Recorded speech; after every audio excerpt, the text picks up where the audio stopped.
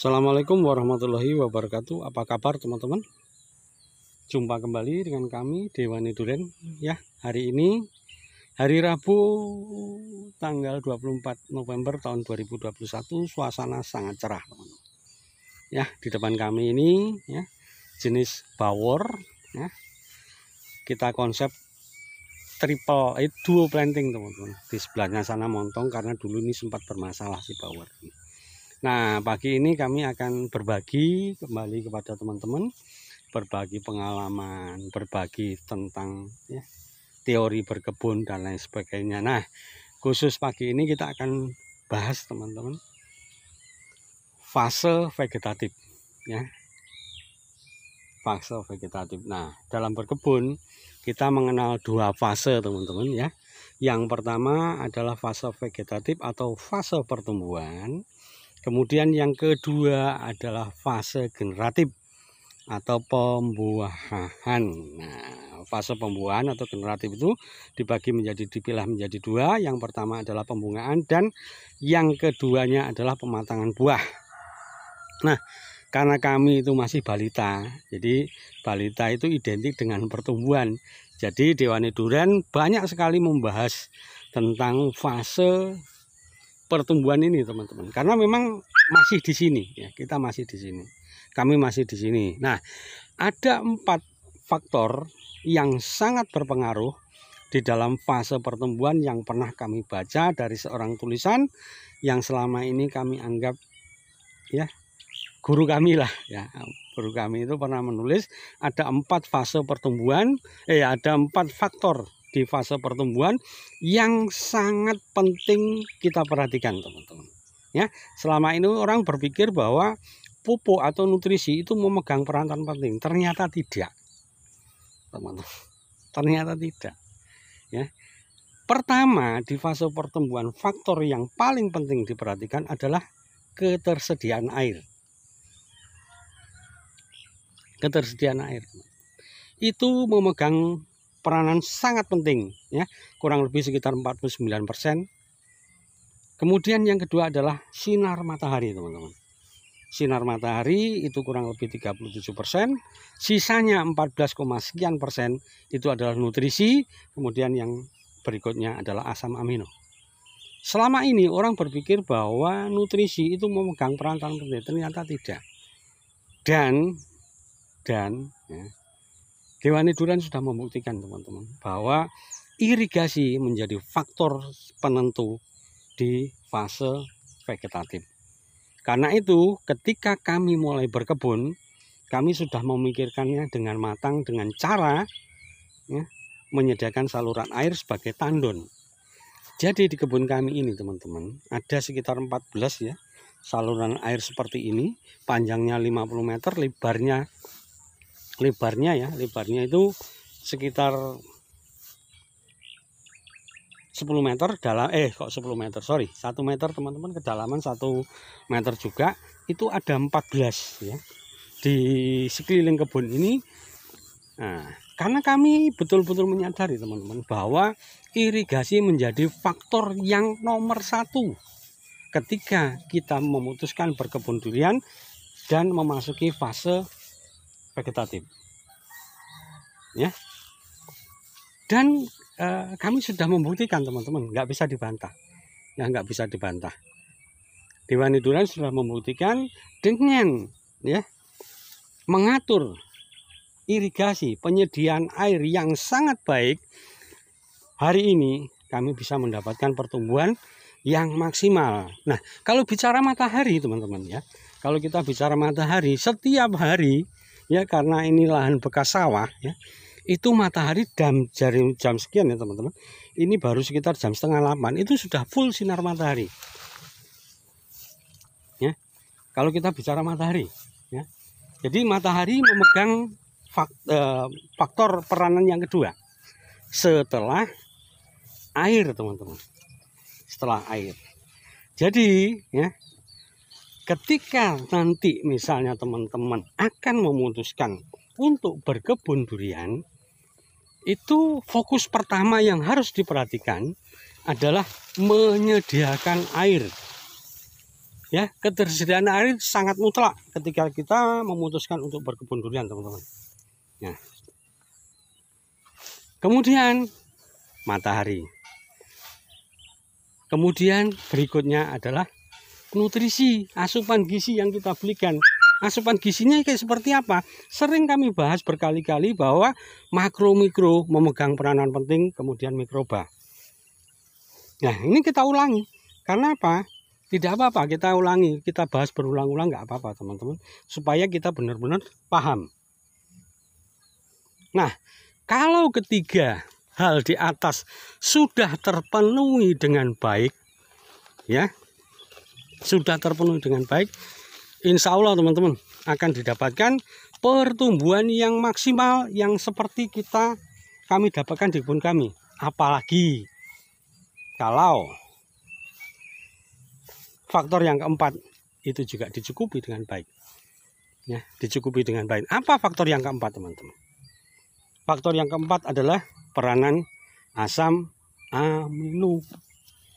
Jadi peranan asam amino sangat besar sekali ya pada fase pertumbuhan ataupun juga fase generatif. Nah, asam amino apa yang berperanan penting dalam masa pertumbuhan itu, teman-teman? Kita harus tahu. Asam amino apa?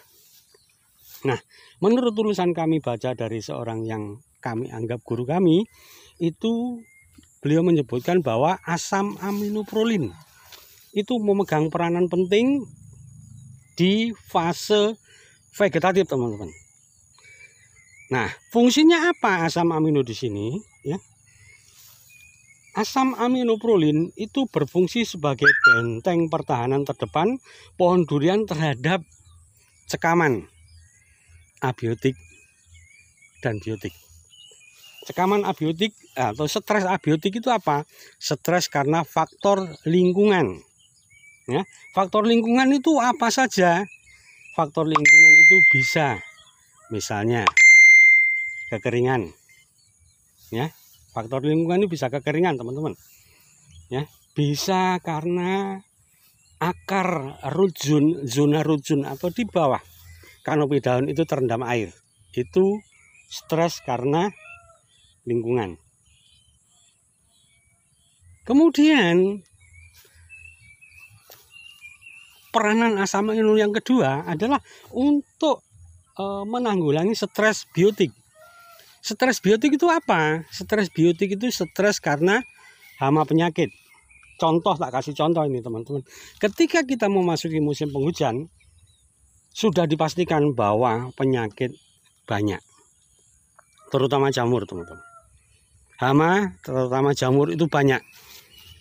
Nah, asam amino berperan di sini. Ya, di samping kita sudah melakukan ya kayak seperti di kebun kami sudah melakukan tindakan preventif seperti misalnya aplikasikan mikorrhiza, aplikasikan chitosan, aplikasikan trichoderma dan lain sebagainya. Itu adalah upaya. Tetapi kalau upaya gagal, upaya tersebut itu gagal, masih ada benteng pertahanan terakhir, teman-teman. Apa? Asam aminoprolin. Nah, itu sebagai benteng pertahanan terakhir ya pohon durian kita, teman-teman, agar tidak terserang oleh hama penyakit terutama di musim penghujan. Itu peranan asam amino. Kemudian manfaat asam amino apalagi? Sebagai regulator atau proses ya, regulator proses efisiensi proses fotosintesis, teman-teman. Jadi di samping sebagai benteng pertahanan untuk menanggulangi stres biotik dan abiotik, ya, asam amino ini berperan sebagai regulator efisiensi proses fotosintesis. Proses fotosintesis ya, itu sangat penting, teman-teman, ketika kita memasuki musim hujan. Langkah-langkah Dewani Durian yang lakukan ya, karena sinar matahari tidak terlalu banyak. Ya, tidak terlalu banyak ya. Ketika kita memasuki musim penghujan, kita pruning. Kita kurangi daunnya, teman-teman. Kita kurangi. Karena apa? Kami sadar bahwa proses fotosintesis itu kalau di musim penghujan dengan keterbatasan matahari yang tersedia itu akan berkurang. Makanya daun rimbun kita pangkas. Itu salah satu upaya kami teman-teman agar proses fotosintesis itu berjalan dengan sangat baik. Apalagi ditunjang dengan pengaplikasian asam amino prolin. Nah, itu teman-teman. Jadi dalam berkebun, sekali lagi ya, saya sering berkata berkali-kali sama teman-teman bahwa dalam kita berkebun itu harus dasarnya ilmu pengetahuan. Nah, kami menguraikan semua ini pagi ini dan hari-hari sebelumnya itu basicnya adalah ilmu pengetahuan teman-teman. Ya, tanpa ilmu pengetahuan Dewani Durian tidak bisa merawat durian seperti yang di depan ini. Dapatnya dari mana ilmu pengetahuan? Dari belajar. Belajar dari mana? Banyak sekali.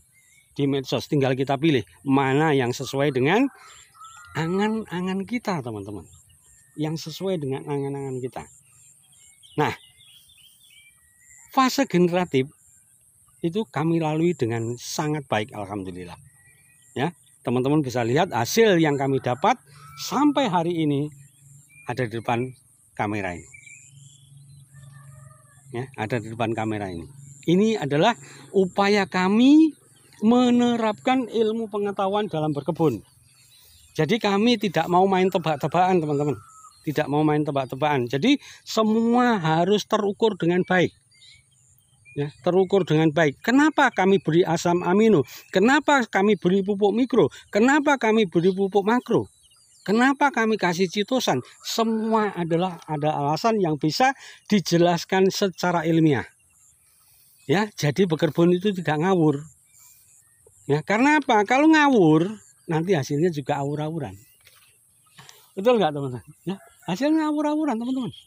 Nah, ketika kita memasuki fase vegetatif, ada 4 hal yang harus diperhatikan seperti yang saya uraikan tadi. Nah, kalau kita sudah memasuki fase vegetatif dengan sangat baik, insya Allah teman-teman ya, nanti fase generatifnya jauh lebih mudah. Dan Dewani Durian sedang menuju ke sana. Ya, oke teman-teman ya. Itulah yang bisa kami bagi pagi ini ya. Semoga bermanfaat tentunya bagi kami untuk selalu termotivasi untuk belajar. Apalagi teman-teman ya, melihat ya daunnya, tunasnya seperti di depan ini. Jadi hati itu seperti apa ya? Gembira teman-teman ya. Kami happy sekali. Kami happy sekali bisa menciptakan pohon durian seperti ini. Tentu semua ini berkat kerja keras dan doa teman-teman semua yang setia menonton channelnya Dewani Durian. Oke teman-teman, itulah yang bisa kami bagi pagi hari ini ya. Semoga apa yang kami bagikan ini memotivasi teman-teman untuk tetap belajar ya. Dari ujung timur Pulau Jawa, tepatnya Dusun Yudomulyo, Desa Ringin Telu, Kecamatan Bangurejo, Kabupaten Banyuwangi, Dewani Durian berbagi. Assalamualaikum warahmatullahi wabarakatuh.